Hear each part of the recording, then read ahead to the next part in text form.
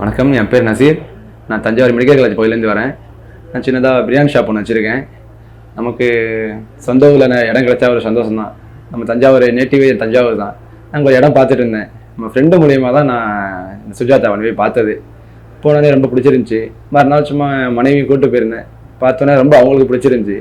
சுற்றி ஃபுல்லாகவே ரொம்பவே ரெசிடென்ட் ஏரியாவாக தான் இருந்தது. நிறையா வீடுங்கள்லாம் இருந்தது கொண்டது.